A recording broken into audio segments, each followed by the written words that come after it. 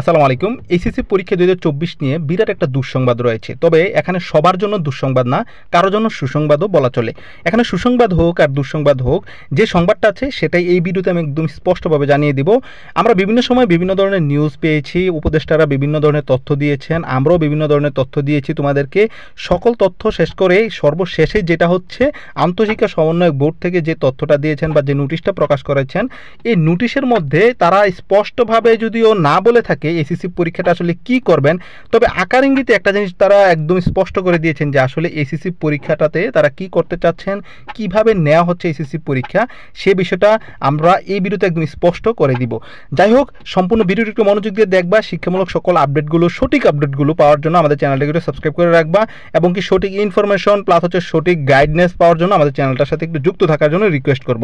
তো এখানে আমরা হচ্ছে যে এসএসসি পরীক্ষা নিয়ে সর্বশেষ যে হচ্ছে নোটিশটা পেয়েছি, আমি এটা নিয়ে ভিডিও করেছি, তারপরেও তোমাদেরকে একটু বলে দিচ্ছি যে নোটিশটা দিয়েছে তারা কিন্তু সরাসরি তোমাদের এসএসসি পরীক্ষা নিয়ে কি সিদ্ধান্ত হবে সেটা বলেনি। তারা কিন্তু এটা বলতেও পারে না, কারণ হচ্ছে তারা কোনো বৈঠক বা মিটিং না করে, এটা কোনো সমন্বিত একটা ডিসিশন না আসা পর্যন্ত তারা কিন্তু এটা বলতে পারবে না। তো একটা জিনিস তারা স্পষ্ট করেছে যে তোমাদের পরীক্ষা হবেই হবে। এখানে তারা যে অটো পাস নিয়ে কোনো ধরনের কোনো চিন্তা করছে না, সেটাই হচ্ছে তারা এখানে এই নোটিশের মাধ্যমে স্পষ্টভাবে জানিয়ে দিয়েছে। আমরা বিভিন্ন হচ্ছে জরিপ করেছি, আবার বিভিন্ন যারা হচ্ছে শিক্ষা নিয়ে কাজ করে তারাও অনেক সময় দেখেছি জরিপ করছে।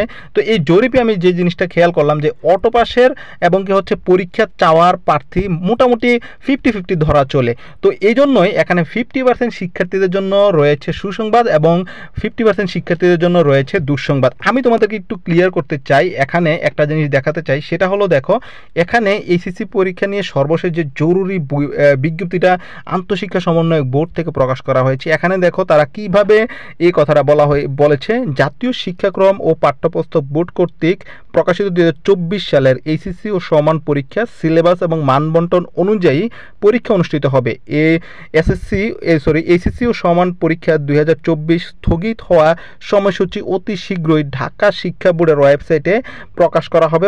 এখানে মেইন কথাটা হচ্ছে যে তোমাদের যে পরীক্ষাটা হবে তারা কিন্তু এই জিনিসটা নিশ্চিত করেছেন, তোমাদের আগের সিলেবাসে পরীক্ষা হবে, আগের মানবন্টনে পরীক্ষা হবে এবং দ্রুত সময়ের মধ্যে তোমাদের যে রুটিনটা এটা হচ্ছে তারা প্রকাশ করবেন। সো এতে বোঝা যাচ্ছে যে তোমাদের পরীক্ষা হচ্ছে, তারা অটো পাস নিয়ে কোনো ধরনের কোনো চিন্তা করছে না বা এটা তাদের মাথাতেও নেই।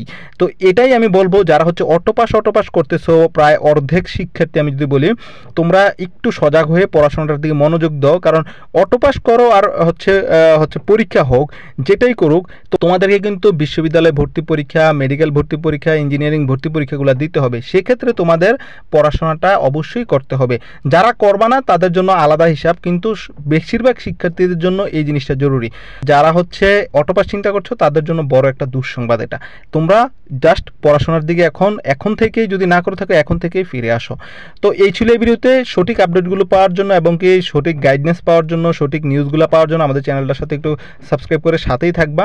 সময়গুলো আর কেউ নষ্ট করো না, পড়াশোনার দিকে চলে আসো। সকলকে ধন্যবাদ। আসসালামু আলাইকুম।